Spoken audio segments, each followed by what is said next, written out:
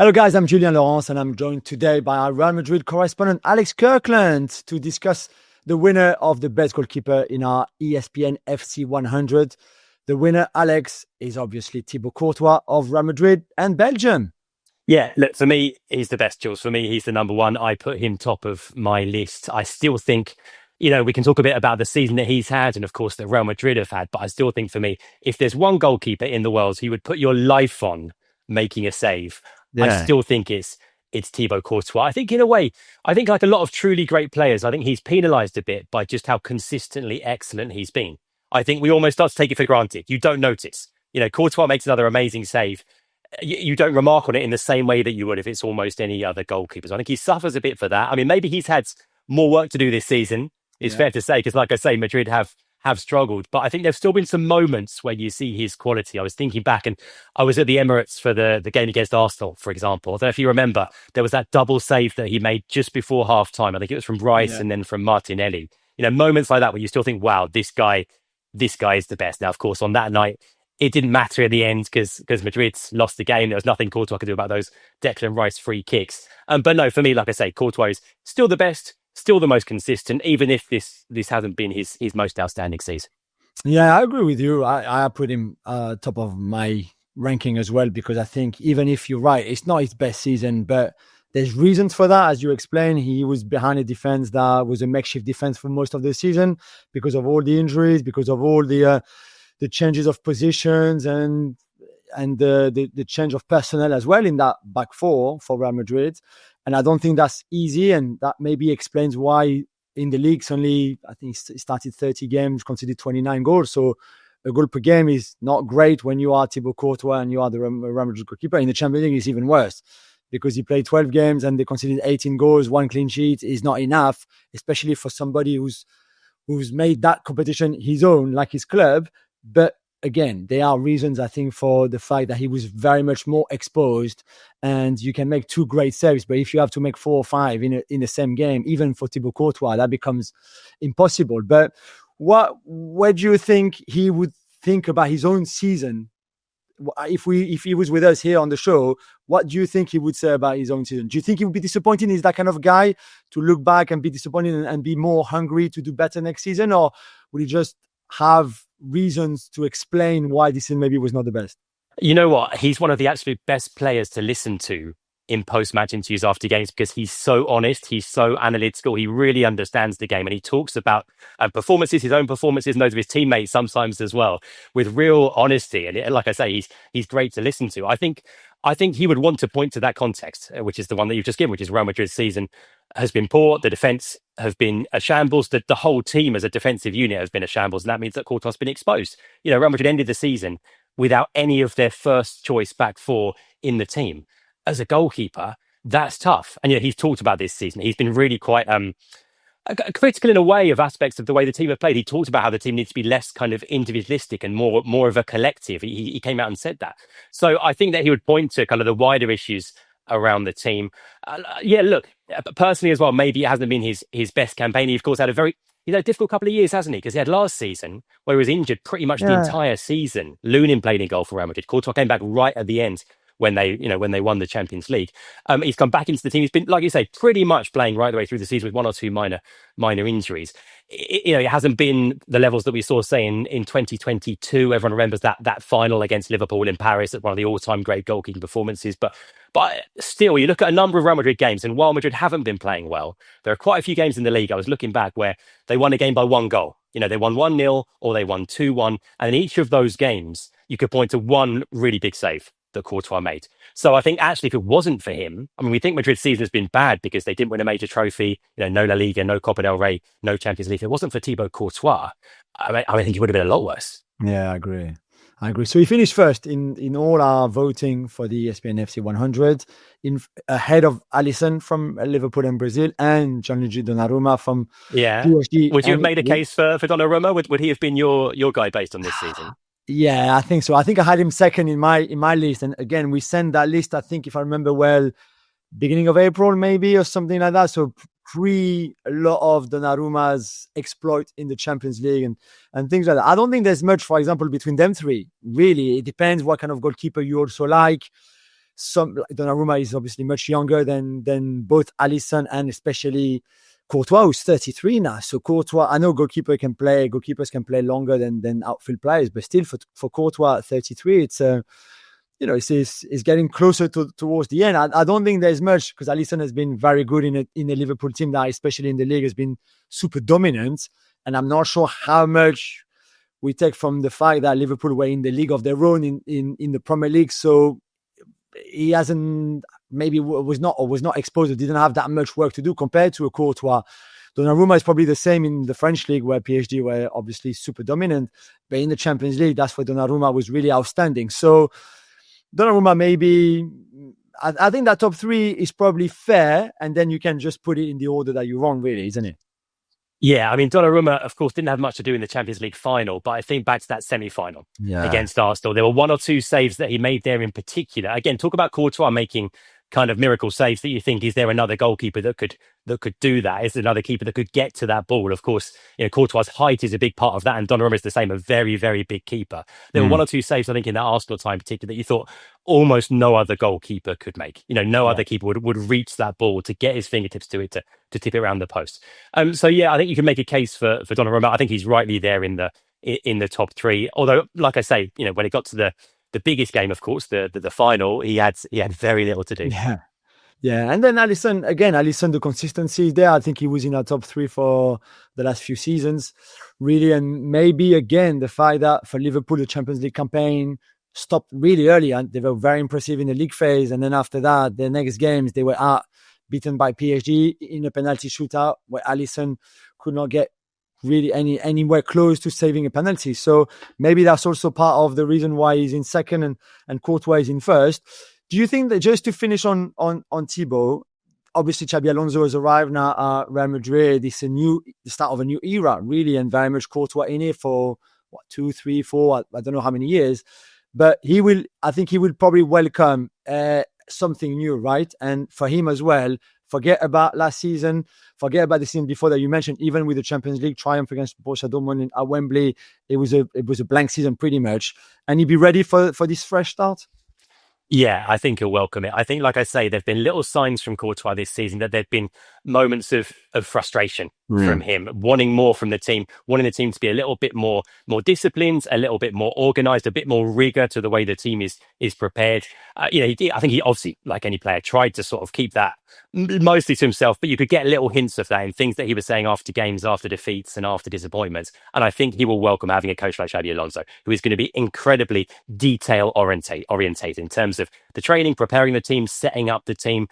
I think that Courtois will welcome that. I think he will love it, because Courtois really is a top pro. You talk about him showing no signs of slowing down at this age. It's because of the way that he looks after himself, the way that he trains, how seriously he takes it. And having a coach like Xabi Alonso who is so demanding of all of his players, I think that would be good for Courtois. I think he'll enjoy that. I agree, man. I agree. Okay, so that's Thibaut Courtois, number one in the FC 100 goalkeeper list. And let's move on and let's hear from Gab and Jules talking about fullbacks. I'm Gab Marcotti, and he's still Julian Lawrence, and we are here to discuss the winner of the FC 100 in the fullback category, and it's Achraf Hakimi. Yes, Gabi, and I think it's well deserved. I'm looking at him. He's never looked so handsome than this with European Cup trophy here. I mean, what to say that we haven't said already through the season, not just now towards the end, but through the season, in everything that he brings his football team. I even think he's improved massively defensively, which maybe before could have been a little weakness of him, that he was more attacking minded than really set defensively. But now I think he's got everything. And even Luis Enrique has taken Achraf's game to another level in terms of the build-up phase, what he brings with the ball, coming inside the law, being in this very fluid system, being everywhere, and as we saw in the Champions League final, scoring a goal even as in the number 9 position, really. Yeah, and also, of course, scored in previous rounds of the knockouts. Big name player.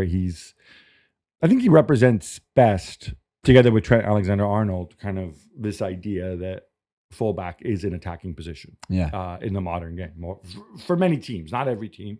And the remarkable thing with him is, obviously earlier in his career, he's also spent a lot of time playing on the other flank as well.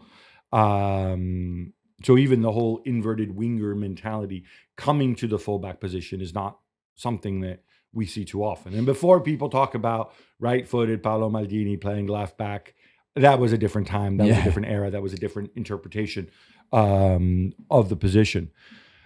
One thing I want to ask is, did you think he would take so quickly to Luis Enrique, though? Yeah, I did, because I think he learned a lot in Italy. That one season against Inter Milan that we mentioned on the show the other day, where I think tactically he really grew as a wing back as well, but in a system that needs you to be smart and needs you to understand, especially in that Inter Milan team. Maybe there other 3-5-2 or that kind of system with the back five where you don't have to be as smart, but certainly for the team that he played for, you have to really understand everybody's movement, positions, and switches and interchangeability, really. So I think he learned a lot there, and then Luis Enrique this year especially has just made him an even better player. Yeah, that was obviously Antonio Conte's Inter. So in terms of tactical awareness and things like that, he had a really good grounding. And I think it's one of the things that has made him better is you work with a manager like Conte and then you work with a manager like Luis Enrique. Absolutely, You can always find the common points between the two, but there's also very many differences, and that completes his education. I think the fact also growing up in Spain has also given him, when we talk about, again, the complete education of different types of football, going up in Spain at a big club, I think also gives him an assuredness and a confidence that, this is not new for him. If he's older now, but even when he was younger, he always had that confidence, and he took it with him into the national team as well. Yeah, exactly. That's the point I was going to make, Gabby. I think also one of the reasons why he's at that level now is that 2022 World Cup. We were in Qatar together. We saw him play a lot, and that confidence that competition gave him and his team, but him especially, how good he was through the whole tournament until the semi-final and the fourth place kind of mini final, whatever it's called. I think just gave him such a boost. He came back to Paris was very much like a different guy, I think, and that for me changed probably even his mindset on where he should be as a player, which is right there at the top amongst the best in the world, and certainly in his position as the best in the world. Yeah, there's a level of leadership to him, which is quite like, you don't need to be a great leader to be a great footballer. Let's be very clear. There's plenty of lead by example types.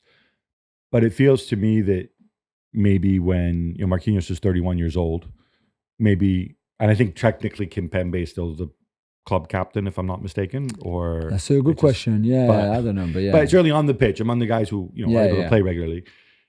I wonder, could he be the next? Is he would he be maybe even more than Dembele, who maybe is a different type of personality? Maybe. Although he's still quite quiet in the dressing room, much more than Dembele, who never shush.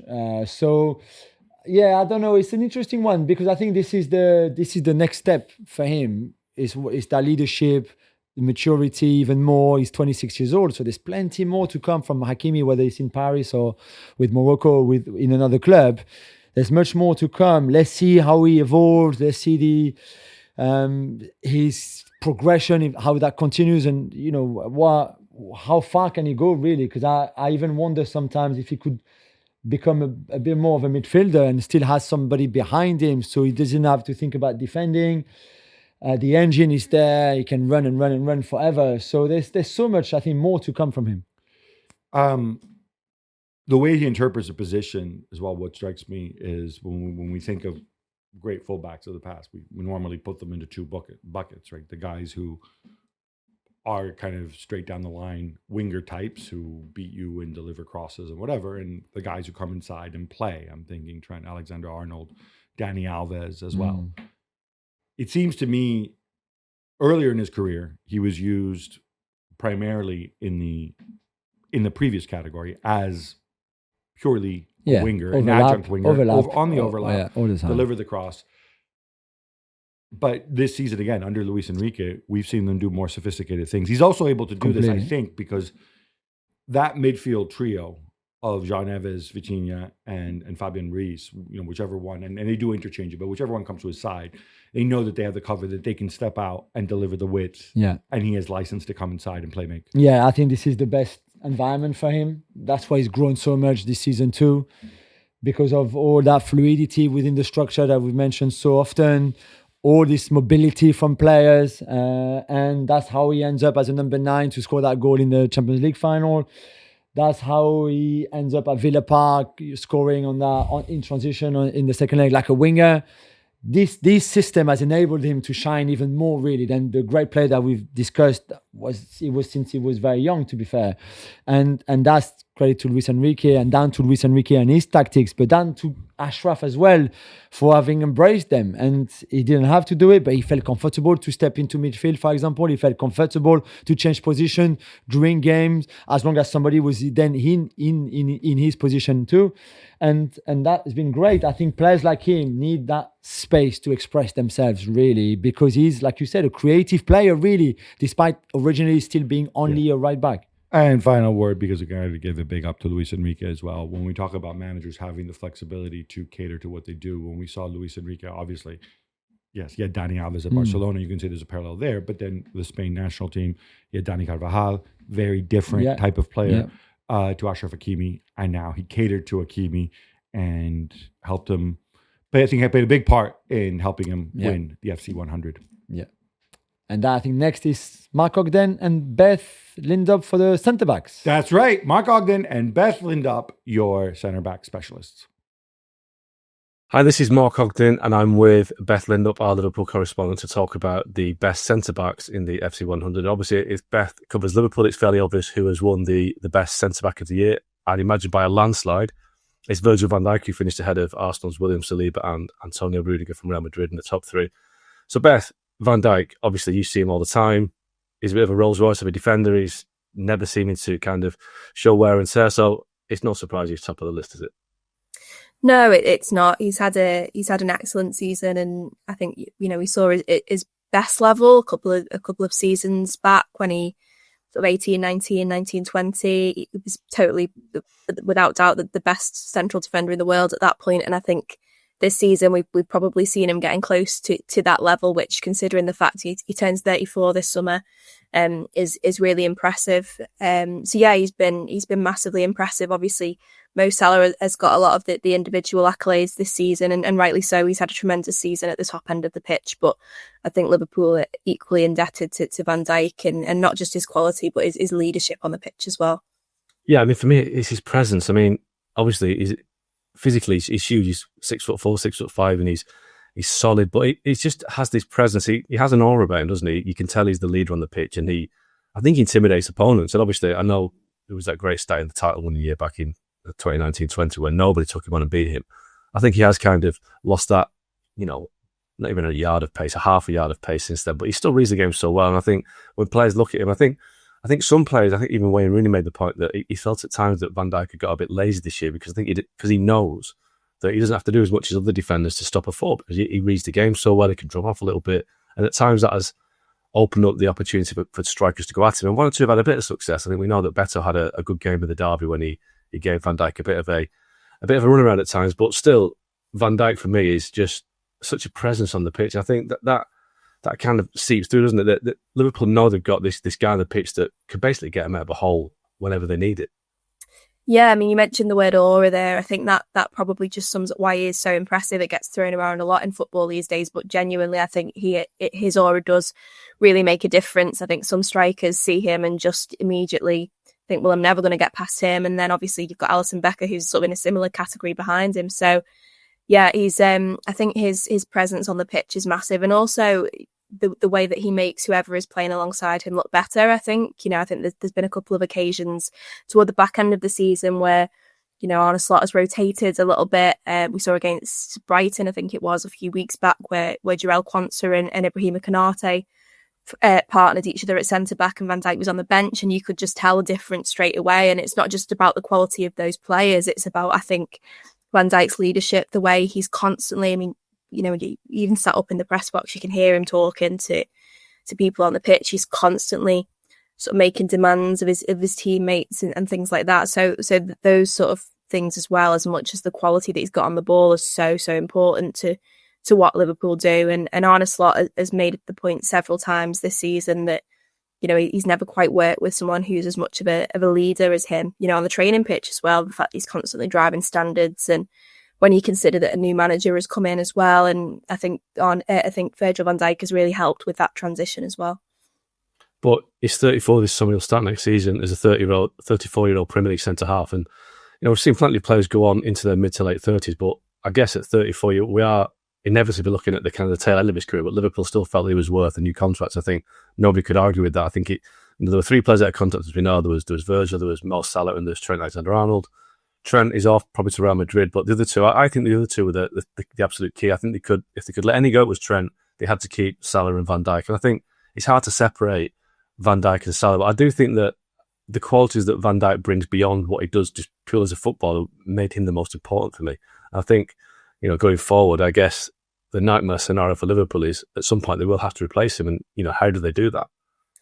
Yeah, that's the big challenge now for Liverpool. I mean, I think it probably speaks to the sort of dearth of real elite centre-backs around at the moment that so many of the top clubs were in for Dean Howson from Bournemouth. Obviously, he's Real Madrid bound now, and what a signing he is for them, because he could absolutely, you know, marshal their defence for the next 10 years. So I think beyond him, at the moment, you look at sort of young upcoming centre-backs, I don't think there's too many outstanding candidates at the minute. So I think Van Dijk and the prospect of replacing him is going to be really difficult. I'm sure those conversations have already started internally at Liverpool. We know Ibrahima Konate is out of contract next summer, and the club are keen to get him tied down to a new contract.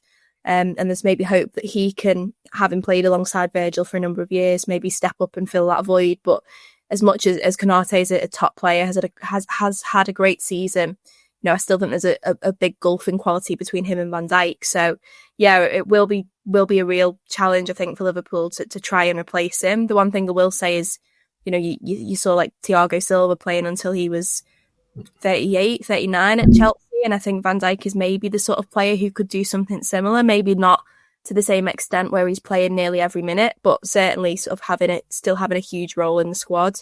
But yeah, the succession planning has to start pretty soon, I think, for Liverpool. I mean, I guess we'll stop at the number 2 on the list, William Saliba at Arsenal. I guess some Arsenal fans would say, maybe a bit of hyperbole, that he's the next Van Dijk. I can see some elements in his game that he has got that silkiness about him, but the leadership qualities are quite different. I think we've seen when Gabriel's not there, Saliba's not quite as reliable as he is when they're a partnership together. But I guess in terms of, like, if you're looking around the Premier League, William Saliba is probably the next best thing to Virgil van Dijk. And, you know, who knows, strange things have happened. Could you see him in a Liverpool shirt in years to come?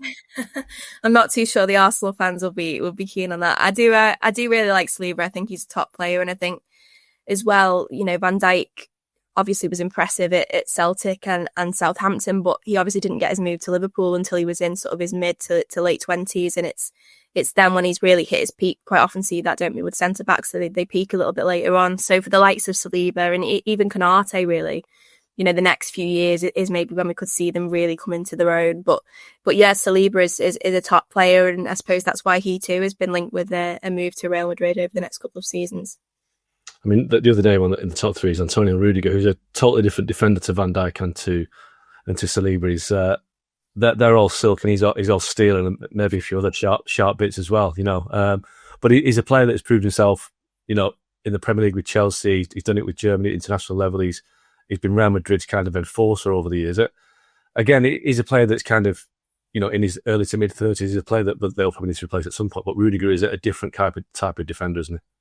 Yeah, I mean, he's a massive personality. I think we saw that with some of the dramas that have gone on with Real Madrid on the sidelines toward the end of the season. But I think the impressive thing about Rudiger is, you know, I remember a couple of years back when he was at Chelsea, there was a large section of the fan base that really didn't rate him and didn't like him, and a spell where he was out of the team. So for him to not only fight back from that, but then to go on and to be, you know, a starter for Real Madrid, to be winning titles with Real Madrid, speaks to his character as well. But yeah, very different kind of defender, I think, to both Van Dijk and Saliba.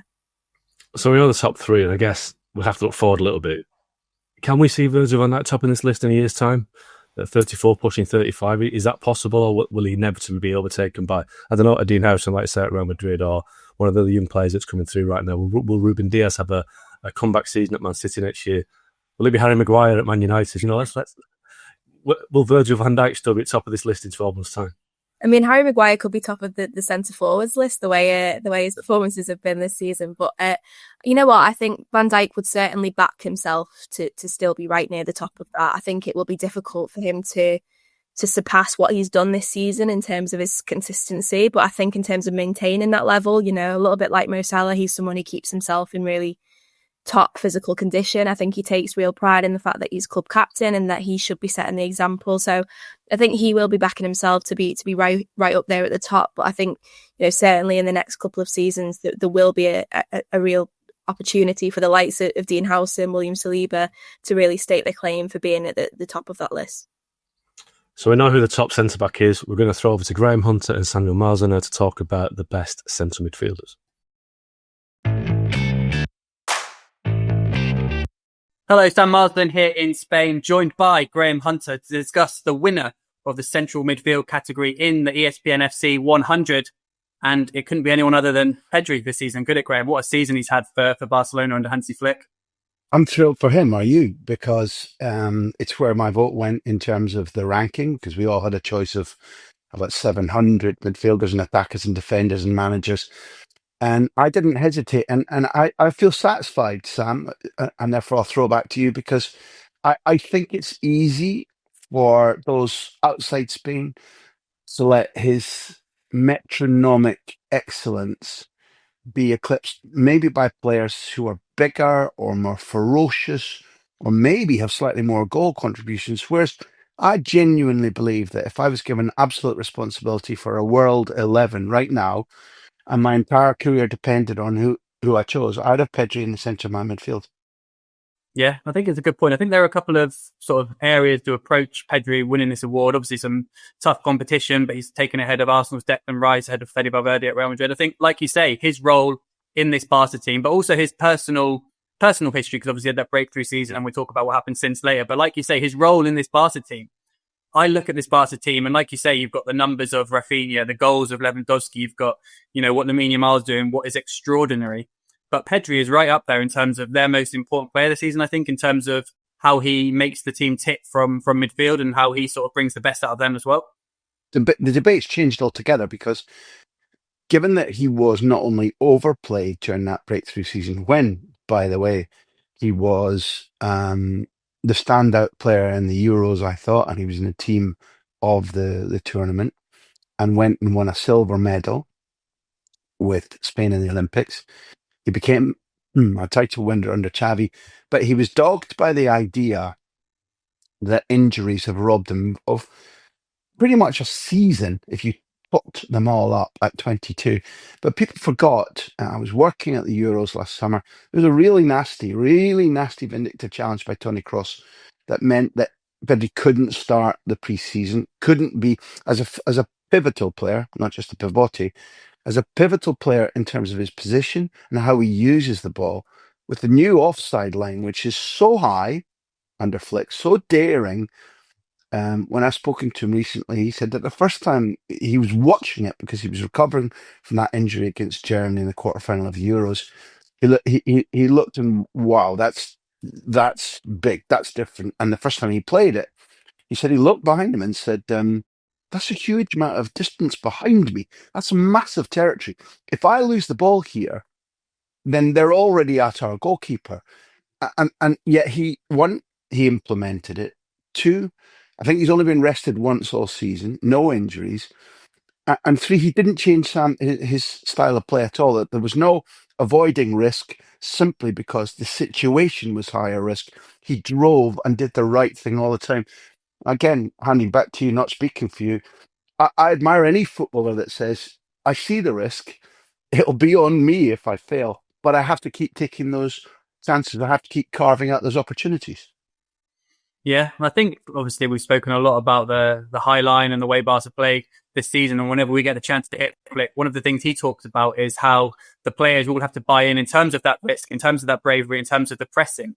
And I think that's probably one area as well where Pedri's massively improved this season. There's some stats about his recoveries. Obviously, a lot of them will be in the opposition half or even the final third. I think it's over 250 this season. No one else in the league has got over 200. And that says a little bit about how he's improved in that element of his game. And Flick's probably found his best role. I think we always knew he was a central midfielder, but if you remember his early days under Koeman, he came in the Clasico side and was playing wide. We weren't quite sure, we're talking numbers here, whether he would be a 10 or an 8, but the way that Flick's implemented him, I think it's probably been Pedri's best season since he came to Barcelona, isn't it? Well, De La Fuente, just to augment your point, still, because De La Fuente likes either Rodri and Fabian in the two, the shape for Spain and the shape for Barcelona in terms of the tactical shape is identical.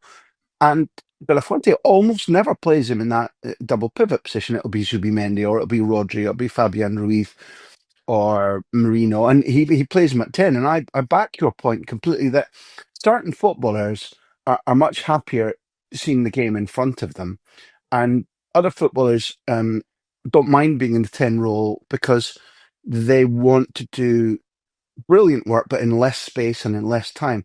Whereas Pedri just ticks. Give me the ball. I'm here for you. I won't lose it. I'll give you it back and I'll create some space. I think he almost never does anything in a hurry. Your point about how many times he wins the ball back is hugely important because it isn't just in the press. He intercepts a lot too, telling you a lot about his brain. And even if we don't talk scientifically and talk about tactics, which we're all encouraged to do right now, when you started going to football, when I started going to football, either playing or watching, the thing that gave you joy was the person who could do with the ball kind of what they wanted and used possession to open space, to beat an opponent. And he will twist and turn and go in wonderful directions that, I honestly mean this, that Messi used to do, or Ryan Giggs used to do on the wing, or Messi at 10, whereby they're moving, they're showing one way, going the other, and you as a spectator or a journalist, you don't know, and the opponent doesn't know. And Pedri's doing that deep in the pitch. And again, when I mentioned this to him, because it perpetually puzzles me, does he have the same peripheral vision as Messi and taking snapshots, as Pep used to call it, or does it just? And he said recently that it all comes naturally. There's not a lot of pre-planning, and although he's looking at where teammates are, he's dancing to the rhythm of a drum in his own head, just instinctively. This is what to do. This is what to do. That makes it, to me, Sam, even more of a marvel. But how hypnotically beautiful for the neutral he is to watch. Yeah, I think that's a good point. I use it a lot for Lamine Yamal. Like, ignore the numbers, just watch the guy. He's someone that can bring you to the edge of the seat that gets you up. There are elements of that with Pedri, obviously not to perhaps the extremes of Lamine Yamal, who's always trying things. But you think back, I think it was the Copa del Rey final, the touch when he lets it come through his leg and takes it on the other foot. And there are moments, just the way he can sort of effortlessly, he doesn't even seem to be moving quickly. Like you say, it's almost sort of like dancing and twisting and turning away from sort of the press and different things, which happen regularly during different games. Is just incredible to watch, coupled with the passing. Just to sort of finish, he's still only 22, which seems incredible. Obviously, he had that debut season when he was sort of 16, 17, played all those games. There have been injuries since. We've now seen him have a great season. I guess the next question now is, what's the next step for Pedri, if there is one, and where does he improve? I think we sometimes fall into the trap of thinking, because he's, obviously we've spoken about him playing slightly deeper, but because he has historically been used by, like you say, De La Fuente as a 10 or on the wing under Koeman, for thinking he needs to provide more assists or score more goals. I'm not sure if that's necessarily fair. He probably can contribute a little bit more, but I think it's more just about sort of taking this season now and remaining as consistent as he has been this season, sort of building on that.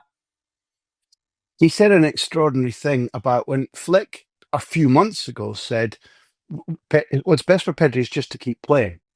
Now, that's counterintuitive to what we're told at the moment, that players play too much, they need more rest, and rotation is the R word that we've all learned. Pedri said, look, I'll tell you this, the more I play, the more comfortable I feel. When I'm given a week or 10 days off, I feel worse. So we can confidently hope that with the fitness regime, Pedri says at Barcelona, this fitness regime, he's never seen or heard anything like it, ever, when talking to colleagues, not just at his club.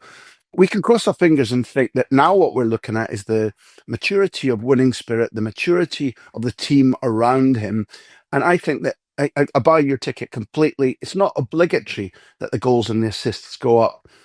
I think they naturally now will go up. I think we can imagine that over the next season or two, we can see double the assists and we can see double the goals. What for him will be important will be to continue playing with the vision and the fun. He plays with great fun, never gets angry at a referee, never gets angry at an opponent, never gets nervous at himself if he makes a mistake. It's trophies for him, trophy after trophy after trophy for Barcelona and Spain. I think he merits this number one slot you and I have voted for. And I really like what you said. Just people out there, if you don't know why he's number one, seek him out this summer with the Nations League and then Barcelona on ESPN or in our writing. I think he's just pure bottled joy. Yeah, and it's going to be great fun to watch him over the next year as this Barca team continues to grow. Young team, 22, Pedri at the heart of it, alongside players like Lamine Yamal, Pau Cubarsí. And they've got the small challenge of going one step better in the Champions League next year and maybe a World Cup for Spain in the summer of 2026. So yeah, congratulations to Pedri. And we're going to hand over now to Rodri Fayed and James Ollie to talk about the attacking midfielders category. Well, James Ollie and Rodrigo Fayed here to talk about Jude Bellingham winning the midfielder category. Rodrigo, just if you can, just sum up Jude Bellingham's season for Real Madrid. Just how pivotal has he been for them? Hi there, James. Thanks for having me, first of all. Secondly, I think it's more than deserved award for Jude Bellingham, because first of all, I think that maybe this second season at Real Madrid was not the best one since he arrived last season, because I do believe that the first one was a bit better. But at the end of the day, in a weird, really strange season for Real Madrid, because they were not at the level that everyone expected, he was one of the few players that was up there. His personality, his character, the way he moved in the midfielder, trying to attack, trying to defend, helping some other teams in order to improve them at the same time is like, I think it's a good season for him. And when you ask, first of all, the teammates, and secondly, the Madridistas around the stadium, all of them, if you tell them to choose the three best Real Madrid players of this season so far, they always put Jude Bellingham up there. So that's why, again, I do believe that is not his best season at Real Madrid, because I do believe that the first one was even better. But this season, he has been performing at a great level. And his role has changed a bit in his time at Real Madrid, hasn't it? I mean, I remember talking to Gareth Southgate about him last summer when obviously he was playing more as a striker or as a second striker for Real Madrid, and obviously he's gone back into a sort of more orthodox midfield role. I mean, how have you sort of seen the evolution in his game over those two seasons, particularly this season when he's been playing in what I guess would be more a familiar role for him? In the first season when he landed to Madrid, he was more a proper striker, or a second striker at least, because there was a lack of attackers for Real Madrid after Karim Benzema's departure to Saudi Arabia. So he had to be a more attacking profile for Real Madrid midfield. We already know that. But in this second season, Ancelotti wanted him to be a little more at the back, trying to be alongside Camavinga, Tchouaméni, trying to help to get the ball to Vinicius and indeed Mbappe, because as long as Mbappe went up to Real Madrid, he didn't have the need to be the second main striker.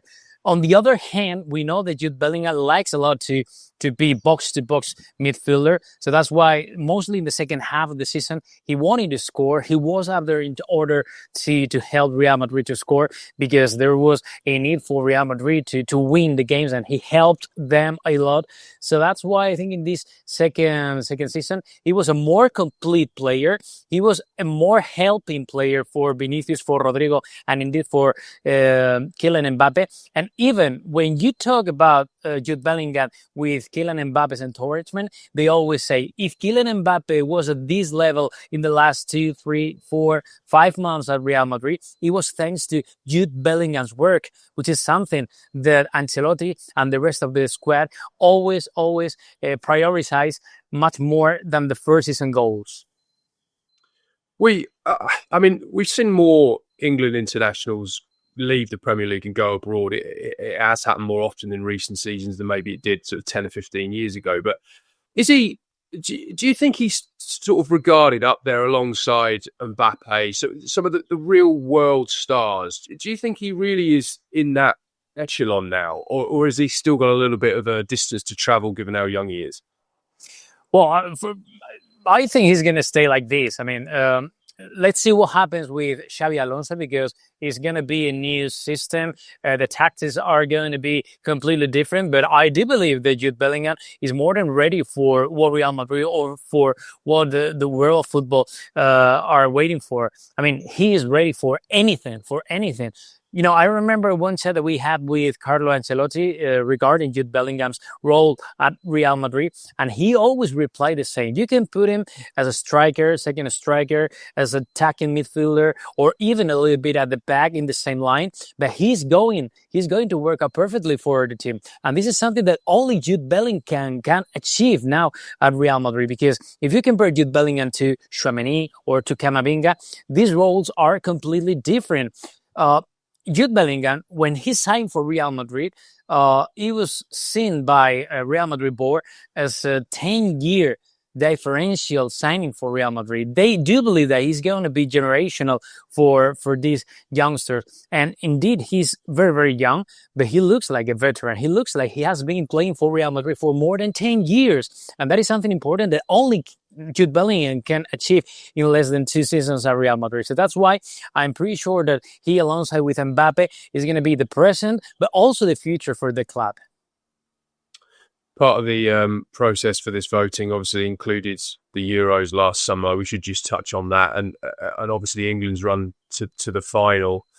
I mean, it wasn't a great run in terms of the style of football. They kind of were criticised almost every round. It seemed as though they were going to go out almost in every round, and yet they found a way through. Obviously, Jude Bellingham produced one of the defining moments of that run for England with that overhead kick against Slovakia, which it just sort of typified how the truly great players can come up with a moment of magic, even in a game where they're not playing well, the team's not playing well.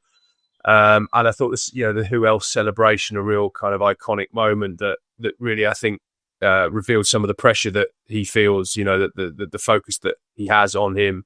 And it'd be interesting from an England perspective about how Thomas Tuchel used him going forward, because I think Southgate always kind of struggled to get him in, really. He'd sort of planned almost without a Bellingham kind of emerging into the team, and how he changed from sort of 4-3-3 to 4-2-3-1 to then going to a back three during the Euros last summer to try and kind of find the best system to accommodate these players.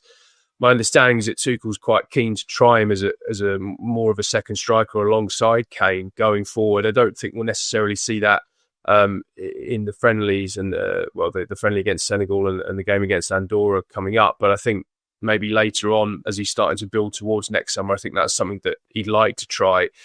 You mentioned Rodrigo Alonso there. I mean, have we got any indication yet about how he might feature, Jude, in Alonso's system? Not really, to be honest, because depending on what source you talk to, all of them are saying regarding this new role of Jude Bellingham with Xabi Alonso, it depends. Some people say that he's going to be in the same role, but also we have to take in mind that Xabi Alonso plays with 3 at the back, 3 center backs with 2 wingers, and then some people in the midfield. I do believe that he's going to be more as a proper midfielder, not like the role that he had before with Carlo Ancelotti, because Carlo Ancelotti used him as a second striker, depending on the part of the game and the need of the games. But I think he's going to be a little bit at the back. This is something that, at the end of the day, is not going to condition him because we know him that he really likes to step on the rival's box. And I think he's going to be key for the attacking role in Real Madrid. But at the same time, at the starting of the game, in the proper tactics, is going to be more in that line of 3-4, depending on what Xabi Alonso decides at the end of the day. We're going to see them, and I think that these doubts are going to be solved in the Club World Cup, because Xabi Alonso is going to use that Club World Cup as a pre-stage, and he's going to prove a lot of things. And one of those things that he's going to prove is Jude Bellingham's roles at the midfield. And I think that he's going to be like more in the creative area of the midfield, but he's going to be in attacking as well as he did in Real Madrid and indeed for England. Well, that's the attacking midfield category. Now over to Mark Ogden and Beth Lindop, who are going to talk about the winger category and one Mohamed Salah. So it's Mark and Beth back again. We're now talking about the top wingers in the FC 100. Obviously, with Beth still with me, it's fairly obvious who's topping the wingers chart. It's a certain Mohamed Salah. Now, Salah has had a great season at Liverpool again, signing a new contract to stay at the club beyond the next 2 years. I think he's 33 this summer, but he shows no sign of slowing down. So, Beth, we're not surprised that Mo Salah's topped this list ahead of people like Lamine Yamal, Kvaratskhelia, Kvaratskhelia, Ousmane Dembele, Leo Messi. He deserves his place at the top. He does, yeah. He's had a tremendous season. I think many people thought he'd never be able to top or to match what he did in his first season at the club back in 2017-18. But I think this is probably, I think he said it himself, it's his best season, not just because of the goals he scored, but the assists as well. I mean, he's broken a whole host of records pretty much every week. There's been one record or another. Some of them you've not even heard of before, but he just always constantly seems to be pushing the limits and sending records tumbling. So yeah, he's been massive for Liverpool this season. And the thing that's really struck me is his real will to get Liverpool over the line at times this season. He spoke earlier on, back at the start of the campaign about really wanting to win the Premier League with Liverpool and getting the chance to celebrate it with fans in a way that they couldn't do because of the pandemic back in 2020. And he's almost made that his personal mission, I think, this season. And obviously he's fulfilled on that promise. I was thinking about Salah a little bit recently because obviously he's had such a great season. And I think, certain players define certain eras of the Premier League. I think if you go back to the 90s, Eric Cantona defined it for what he did at Man United. I think that the noughties you're looking at, maybe Thierry Henry, he's the player that everyone remembers from that period of time and what he did with Arsenal, the Invincibles. I think Mo Salah, for me, he's defined the 20s. And I know that Man City have dominated in terms of winning Premier Leagues, but no player has really stood out as being as consistent as Mo Salah. Salah's been an amazing player. And if you're comparing him to Henry and Cantona, to the absolute greats of the Premier League, that shows the impact he's had. But, neither Cantona nor Henry won a Champions League. He's done that with Liverpool. He's got more goals than either of them in the Premier League. He's the highest scoring non-British player in the Premier League scoring charts. He really is up there in the pantheon with the greatest players the Premier League's ever seen. And I think he's finally getting that recognition now, isn't he? Yeah, I think that is what we've seen this season. And I think, there will be people who say stylistically, the way that he plays, maybe he's not quite as entertaining or dynamic to watch as say, for example, Henry was. But I also think as well, sometimes there's a little bit of a nostalgia bias that creeps in. I think players sometimes, once they've retired and hung up the boots, then you always sort of miss what you don't realise what you had until it's gone. And so I think maybe there's a world where in 10, 15 years time, people look back at Mo Salah with even greater admiration than what we've seen him get so far. But yeah, I think, we have seen that recognition come this season. He's sort of scooped up a lot of the individual accolades at the end of this season, and I think on a couple of them it's drawn him level with Thierry Henry. So I think now the challenge for him, and certainly what he will be setting his sights on, is surpassing Henry's legacy in terms of at least some, scooping up some more of those individual prizes next season. I think he's already done that. I think he's won, just like Henry's won 3 Football of the Year awards. He's won as many Premier League titles. Like I said, he's got the Champions League. He's won FA Cups, League Cups. I think Mo Salah is now ahead of Thierry Henry. I think he's there. I think he's done it for a longer period of time as well. So I think he's taken that step. But I'll tell you what I do wonder. Obviously, we know that Kenny Dalglish is the absolute pinnacle of Liverpool greats. I think because of what he achieved, Champions League, European Cups, I think he will stay there. But is Mo Salah now above Steven Gerrard in terms of Liverpool legends? I think, it's so hard because Steven Gerrard is loved so much because of what he, he's a local lad. And I think, even though I think Mo Salah has become a little bit of an adopted Scouser over the past 8 or 9 years, I still think, that carries weight. And I think a lot of fans recognise that, Steven Gerrard wasn't necessarily playing in great Liverpool teams. He sort of dragged them over the line and at times, and it would have been great to see Steven Gerrard playing in the sort of team that Mo Salah is now. So I think it's hard to compare them really, but he's absolutely up there in that company. I think in the future people will talk, as you say, about Dalglish, they'll talk about Gerrard, and they'll very much talk about Mo Salah. So yeah, for me, I mean, and again, when you think he's still got the potential, if he stays the next 2 seasons to go on and win even more with Liverpool, he's right up there in that conversation. So I'm looking at the list now. We've got number 2, Lamine Yamal, number 3, Rafinha, number 4, Vinny Jr., number 5, Ousmane Dembele, number 6, Bukayo Saka, number 7, Kvaratskhelia, before we get to the ever young Lionel Messi at number 8. And obviously, 2 to 7, you've got a lot of young players, emerging talent, none younger and more emerging than Lamine Yamal. So is it feasible for Mo Salah to be top of this list next year? And again, consider he'll be pushing 34. There's some very, very hot young talent behind him right there. Yeah, there is. But I think, Mo Salah keeps himself in such impeccable shape and is so driven by sort of being the best that I think he will, again, similar to Van Dijk, will feel that he can still be occupying top spot next season. I mean, Lamine Yamal is just stunning, isn't he? He's just, every single week he seems to do something incredibly impressive and you think, oh, he can't top that. And then the next week he goes and does something else. So yeah, considering his age, the sky's the absolute limit for him. I suppose the only concern for Yamal is he is so young and he's played so much already that it's about that longevity and hopefully, he's able to stay fit and fulfill what looks like it could be an incredible career. But yeah, I mean, PSG as well have so many, like you say, Ousmane Dembele is 5, Kvaratskhelia butchered his pronunciation there at number 7. So yeah, I think those players will certainly be trying to push Salah for that title. But I think he will feel like he can still be amongst the very best in Europe next season. Now, obviously, we know that Mo had a long season of will he, won't he stay, and I think Mo kind of stoked the fires quite often by talking about his contract, and I think he was playing us along a little bit. I think at times he was suggesting that he might leave, and he's come out since and said that there was a 10%, he felt there was a 10% chance of him going. Do you believe that? Because I thought all along that he was going to stay. I thought Liverpool couldn't let him go. There was no one to replace him. It was just almost like a kind of a tap dance around the subject. But I don't know, were you a bit more concerned that he might leave, or did you think all along that it was just a bit of theatre by Mo to get it right to the end of the season? Yeah, I think he played the game a little bit, and you can't blame him. And what he did say in those comments about the 10% chance of staying was that he was aware of the way that Liverpool's owners, their policy tends to be that when a player goes over the age of 30, they steer away from giving out new, expensive contracts. So that is true. But I think it's always felt like Mo Salah was a bit of a special case. The same with Virgil van Dijk.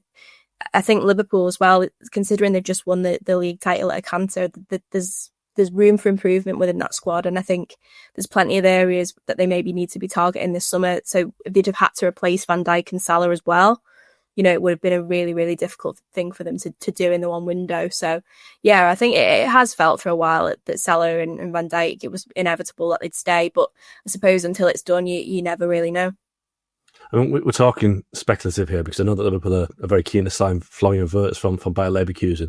If that deal gets done and they sign one of the best young talents in the world right now, does that mean that Mo Salah's kind of importance diminishes, or does it mean that he's even more dangerous and more likely to score lots of goals next season? I think Mo Salah will still back himself to still be the team's main man. I think one thing, to say about Salah is that he's contributed to such a huge amount of Liverpool's goals this season, whether it be goals or assists, that they can't bank on him being able to do that for the next 2-3 seasons. So they need to look elsewhere for a little bit of creativity and for goals. And I think with Trent Alexander-Arnold leaving as well, the amount of goals he was able to set up, they need another sort of creative fulcrum in the team. And I think that's why Florian Wirtz is obviously very high on the list of priorities. So yeah, I think Arne Slot said it a couple of weeks ago, even if Mo Salah's importance diminishes a little bit in terms of he drops 10 goals, his numbers will still be comparable with the best players in the world. So yeah, I still think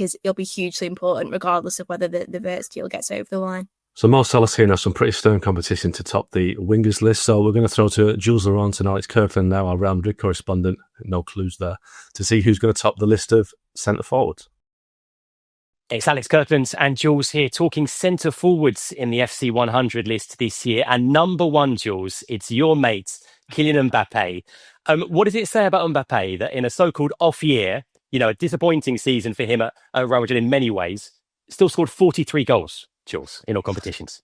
Yeah, I think it's incredible. And to be fair, just to warn everybody, you will be the level-headed guy with a good analysis, the voice of wisdom very much in this, and I'm be the fan because I am completely biased, as you know.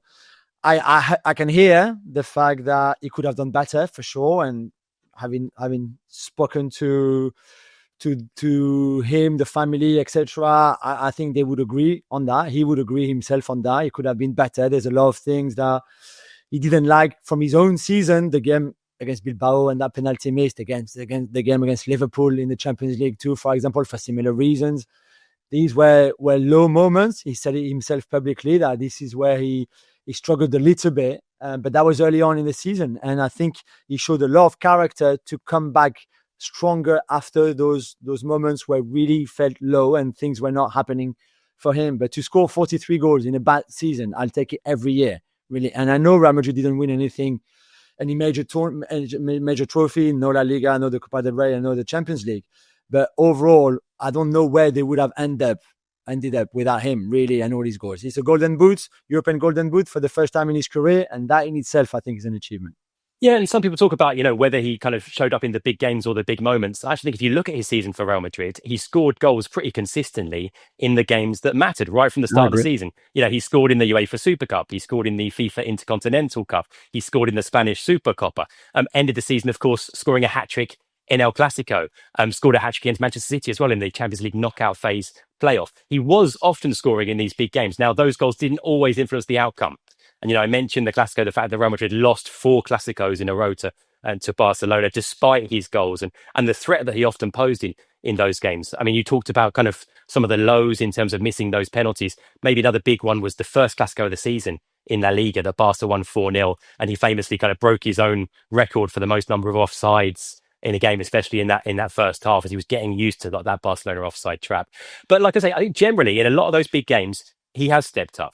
He has scored goals. And like I say, in the context of a team that really has not been working, there's so much to iron out there in terms of his relationship with Vinicius Jr., with Jude Bellingham and Rodrigo, lots of issues with that Madrid team. And the fact that despite that, a relatively slow start to the season, sure, but pretty consistently right the way through, he scored goals. Like I say, ended up with 43 of them. And he's become as well, he's the leader of that Real Madrid team now.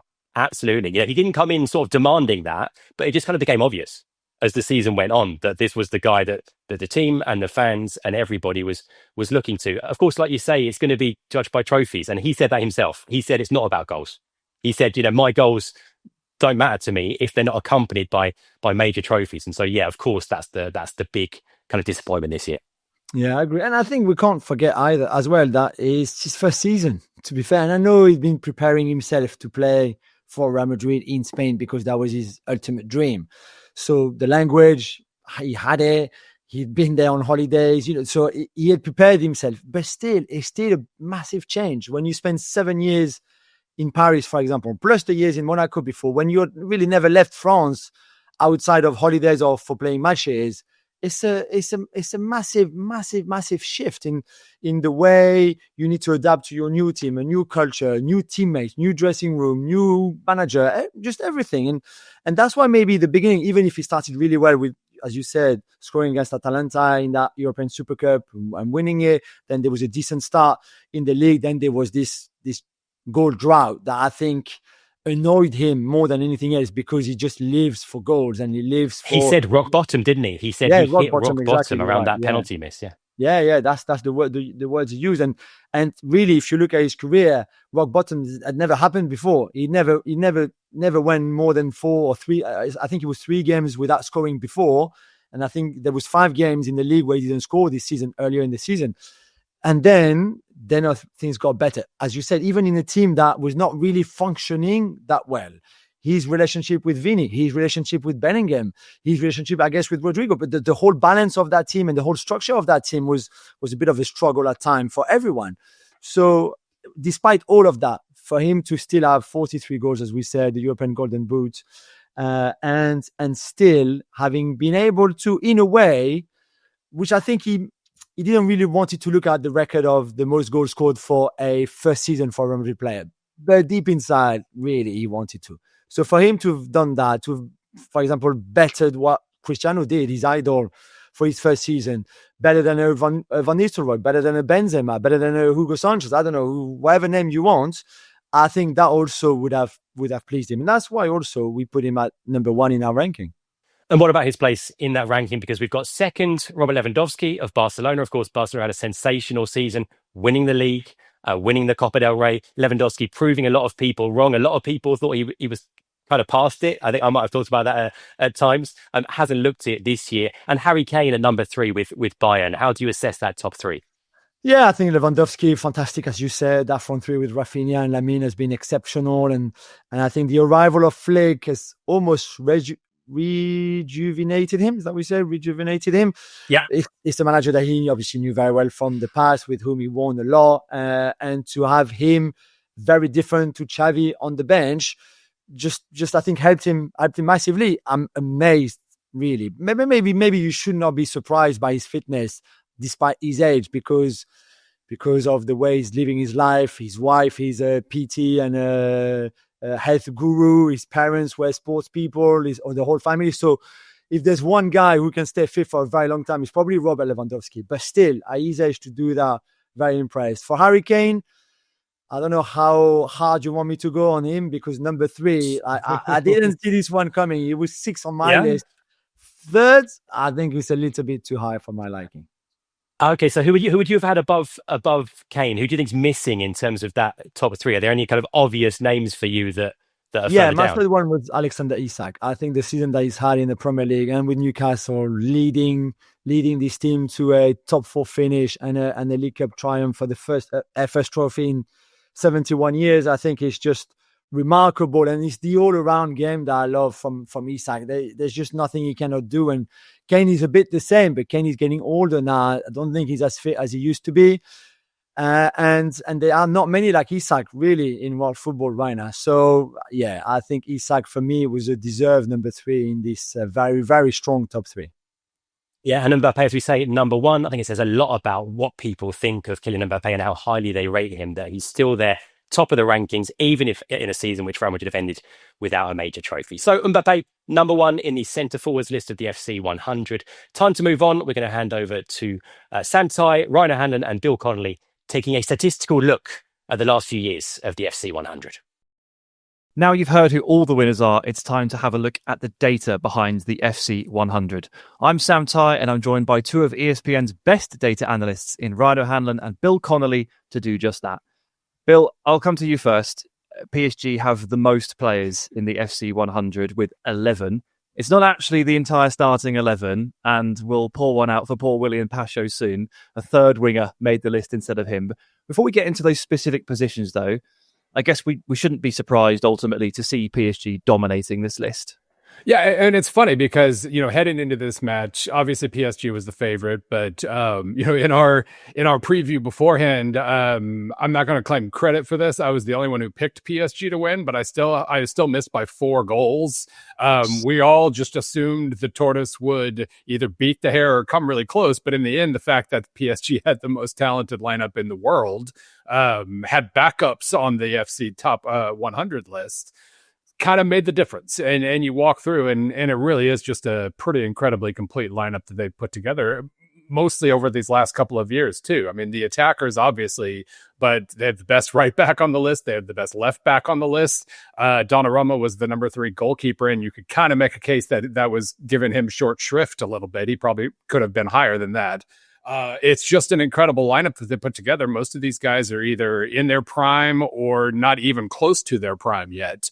And it's going to remain probably the most talented lineup in the world moving forward. Yeah, and on those PSG wingers, for Pacho at centre back, there's only 10 spots. It's tough, but there's 20 spots for wingers. Kvara is 7th, Barcola is 13th, and Doué is 14th. Now, based on the final alone, that looks slightly off. However, there's surely a bit more to it than just one game. Yeah, there is. Obviously, if there was a vote now, I think that would look a lot different. But, that was heading back to December. Obviously, we talk a lot with PSG about the Manchester City match in late January, coming back from 2-0 down.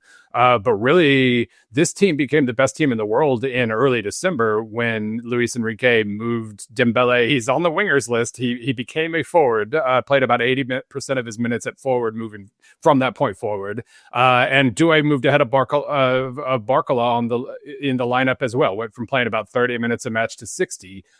They were the best team in the world from basically that point forward. So maybe we should have been putting Doué on the list. It had been a little while. He had double-digit goals and assists since December. Maybe he should have been higher on the list to begin with. But needless to say, if this vote had happened this past Monday, he'd be about top 5, I'm pretty sure. Yeah, there's always room for a little bit of recency bias, isn't there? Especially when your star performance comes in the very biggest game in club football. Ryan, we'll bring you in here. 2024 edition last year, there were 28 new faces. This year, we're looking at 40. What do you think this signifies? Yeah, I think it kind of connects to what we're saying about PSG, even though the votes came in before the Champions League final. I don't know if you guys have noticed, but the results of the season have a large bearing on who makes this list. And I think there was a lot of upheaval in Europe, I think, compared to our expectations. Manchester City massively falling off.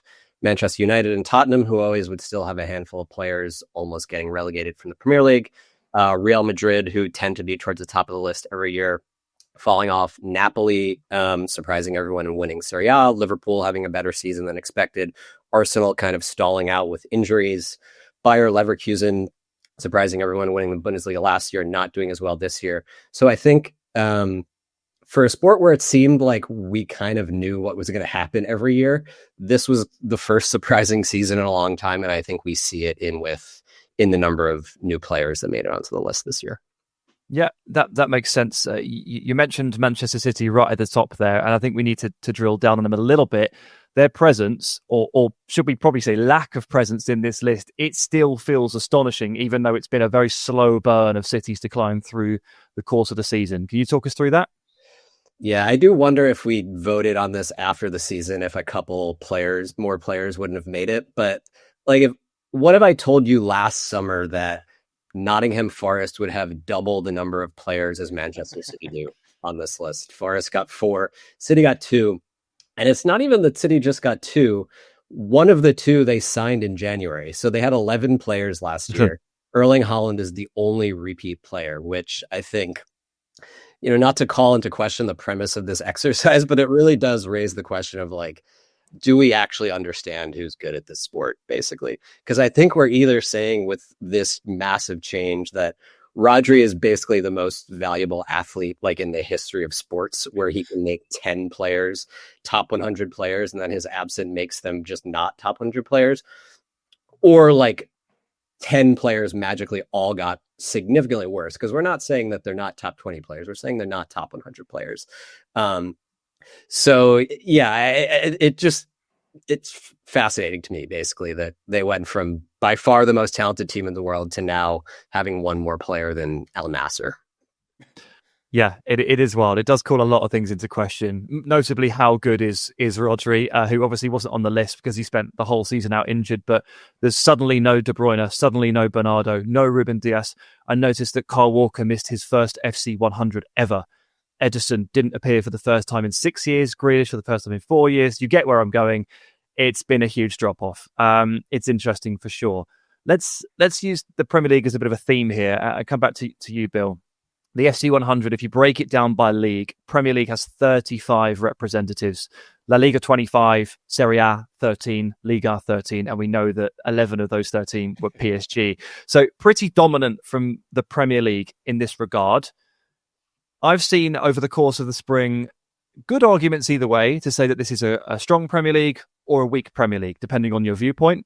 Is 35 Premier League players out of 100, is that a clue as to how that debate should be settled? Well, it certainly gives us a reminder of the Premier League's biggest strength, which is depth. I mean, if we're talking about how good was the top team or the top 2 teams, yeah, maybe this wasn't quite as strong a league as it's been in the past, mainly because Manchester City wasn't the best team in the world. Liverpool was still really, really good. And Liverpool and Arsenal both only lost to PSG in the Champions League. So the top was still really strong. But I do think this was the year we saw the middle class, the Nottingham Forests of the world, really kind of stepping forward and playing an interesting role in the race as a whole. The fact that obviously Spurs and Manchester United kind of saved the best performances for the Europa League, for sure. Spurs looked great playing suffer ball, which they didn't really try to do in the Premier League, and United had some dramatics as well. I mean, the fact that they finished that low in the league and still made the Europa League final, even with the randomness that a competition like that entails, that still drops a hint, you could say. And when the top 2 teams only lost to the European champion and the most talented team in the world, I think we can safely say that the Premier League is obviously the best league no matter what, but comfortably the best league in the world. Right, fair enough, I think. Right, last question, Ryan, it's for you. The FC 100 has been running for 9 years now, and there are only 3 players to have made all 9 lists.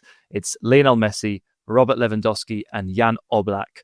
Of those 3, who do you think is most likely to drop out next year, break the streak, and unfortunately miss out on what I assume is an ESPN glass plaque for the trophy cabinet to say you made it straight decade? It's a good question. I think the obvious answer would be Messi because he's not playing in a Big 5 league, but he still didn't play a lot this season and managed to finish top 10 at his position. So I think Messi could sit out an entire year and our voters would still end up in the top 20. So to me, it's Lewandowski, mainly because he's just at risk of getting injured, right? He plays on a borderline psychotic team in the terms of the physical output they require from their players. He's almost 40. I mean, he's been an absolute machine in terms of health over his career. That's one of kind of the things that's allowed him kind of to ascend into the ranks of an all-time great. But I could just see him getting hurt, right? And if he gets injured, misses half the year, and also has a little bit of an age-related decline, then I think he falls out. Oblak, just playing keeper, not as physically demanding. He also finished 5th in the keeper rankings, despite, his shot stopping performance isn't quite what it used to be. I think he's pretty safe, just because he's not going to get hurt and he has the name recognition, as we saw with his place on the list. All right, fair enough. But fascinating stuff. And that's a wrap for the ESPN FC 100 in 2025. Don't forget to check out the lists on ESPN.com and follow all the coverage in the coming days across ESPN. Thanks for listening to this special edition of the Football Reporters, and we'll see you soon.